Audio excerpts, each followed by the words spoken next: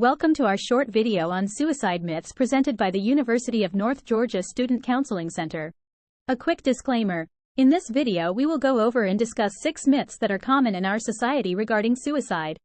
The first myth is that talking about suicide, or asking someone if they feel suicidal, will encourage suicide attempts. The fact is that talking about suicide provides the opportunity for communication. Fears shared are more likely to diminish. The first step in encouraging a person with thoughts of suicide to live comes from talking about those feelings.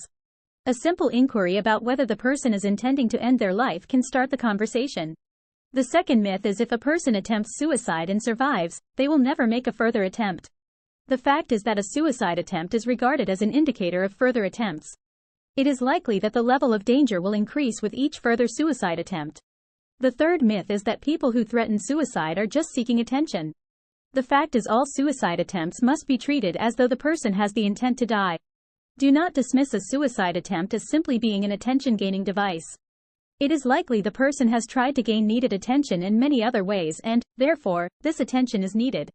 The attention they get may well save their lives. We all need to be heard and seen.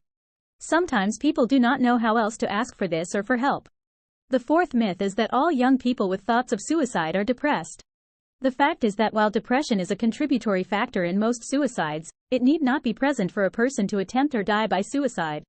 Statistics indicate that only 40–60% of those who die by suicide could be diagnosed as clinically depressed.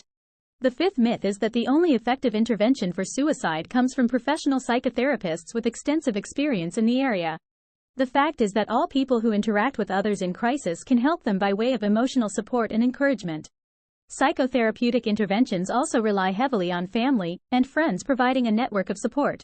The University of North Georgia offers mental health first aid training as well as QPR, which is a specific suicide prevention program. The last myth is that most suicides occur in winter months when the weather is poor. The fact is seasonal variation data are essentially based on adult suicides, with limited adolescent data available. However, it seems adolescent suicidal behavior is most common during the spring and early summer months. A possible reason is that students are home for the summer, and might not readily have access to university supports such as clubs, social groups, and mentors. They might feel lonelier and more disconnected. We hope these Mythbusters were helpful and educational. Feel free to reach out to student counseling with any other questions you might have.